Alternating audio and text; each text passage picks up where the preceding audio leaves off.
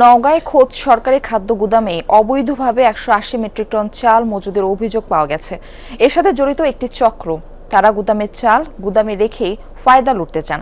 বিষয়টি ধরা পড়লেও কোনো ব্যবস্থা নেয়নি কর্তৃপক্ষ, বরং গা বাঁচাতে রাতের আধারে গুদাম থেকে ওইসব চাল সরিয়ে নিয়েছেন জড়িতরা।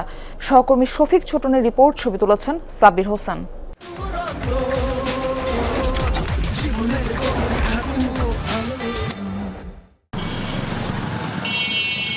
নওগাঁ সদর খাদ্য গুদাম। বুধবার দুপুরে প্রধান ফটকের পাশে দেখা গেল অলস সময় কাটাচ্ছে একদল শ্রমিক। গুদামে নিয়মিত চাল খালাসের কাজ করেন তারা, কিন্তু কাজের বদলে কেন তাদের এই অখণ্ড অবসর? কতজন মানুষ বেকার? 89 জন। কতদিন ধরে? এই মাস তিনেক হবে। 15 টাকা কেজি সেরা যায় কিনে আনে।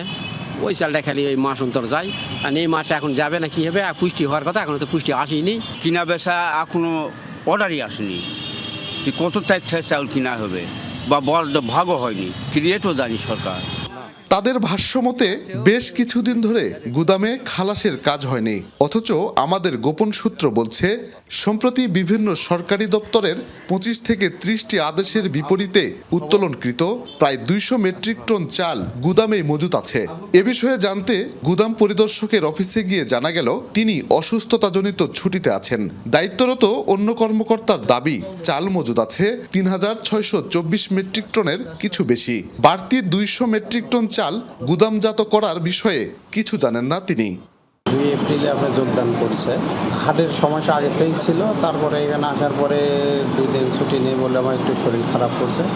ডাক্তার শরণাপন্ন হওয়ার পরে বলছে যে আপনি এনজিওগ্রাম করতে হবে। একজন মানুষ যদি আপনাকে যদি একটা কথা বলে, সেটা হয়তো মিথ্যা হতে পারে। হিসাবের গড়মিল ধরতে খুব বেশি দেরি হলো না। অতিরিক্ত মজুদের কথা টেলিফোনে স্বীকার করলেন খোদ জেলা খাদ্য নিয়ন্ত্রক। তার দাবি বাড়তি মজুদ আনসার, বিজিবি ও পুলিশ বাহিনীর রেশনের অংশ, যা মোট মজুদের সাথে হিসাবভুক্ত নয়। তথ্য দিলেও প্রতিবেদনটি একদিন পর প্রচারের অনুরোধ তার। পুলিশের আবেদন আসছে নেওয়ার জন্য, বিজিবির আসছে, আনসারের আসছে, গুছাচ্ছি। তো আনসার কমান্ডারকে ফোন দিলাম যে আপনার আবেদন আসছে সুপারিশ সহ, যে আপনার চাল নিতে পারেন না, চাল নেওয়ার জন্য আপনি আবেদন সুপারিশ করছেন কিনা। উনি বললো যে না, আমি তো কোনো সুপারিশ করি নাই। এই যে এদেরকে যে ধরাই দিচ্ছে যার যার অধিদপ্তরের কাছে, তারা যে চালগুলো নিয়ে গেছে অফিসিয়ালি তো তারা নিয়ে গেছে, কাগজ কলমে তারা আগে নিয়ে গেছে না এটা।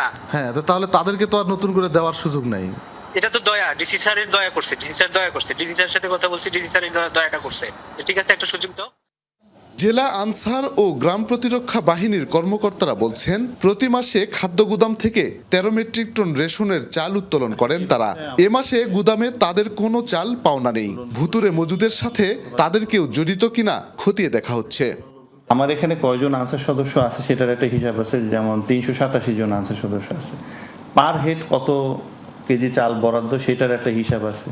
তো সেই অনুযায়ী কিন্তু চালটা আমরা উত্তোলন করতে পারি, মানে আমাদেরও কিন্তু 100 গ্রাম চাল বেশি উত্তোলন করার কোনো সুযোগ নেই। আবার যেই ব্যক্তি রেশন প্রাপ্য প্রাধিকার, সে তো জানে আমি কতটুকু চাল পাবো। অনুসন্ধান শুরুর কয়েক ঘন্টা পরের ঘটনা। রাতের আধারে বিতর্কিত মজুদ সরিয়ে ফেলা হচ্ছে, সেই দৃশ্য ধরা পড়ল যমুনার ক্যামেরায়। প্রশ্ন উঠেছে, ঘটনা জানাজানির পরও দিনভর কেন পদক্ষেপ নেওয়া হলো না? কেন প্রশাসনের এই গড়িমসি? বৈধ না অবৈধ এটা আমি ঠিক বলতে পারছি না বর্তমানে, তবে কিছু চাল উদ্ধৃত মজুদ আছে আমি জেনেছি, এবং এটি আমাকে যেটি জানানো হয়েছে সেটা হচ্ছে কিছু কিছু প্রতিষ্ঠানের গুদামঘর না থাকাতে তারা এটি নিতে বিলম্ব করেছে, এবং যদি এটি আইন বিরুদ্ধ হয়, রীতিমাফিক না হয়, তাহলে আমি বলেছি যে আইনানুগ ব্যবস্থা নেওয়ার জন্য। রাতের আধারে কেন গুদাম থেকে এতগুলো বস্তা সরানো হলো? কোথায় কোন পথে গেল জনগণের চাল? এসব বিষয়ে শ্রমিকরা কিছু না জানলেও তারা বলছে সিসি ক্যামেরার ফুটেজ পর্যালোচনা করলেই বেরিয়ে আসবে প্রকৃত সত্য। শফিক ছোটন, যমুনা নিউজ, নওগাঁ।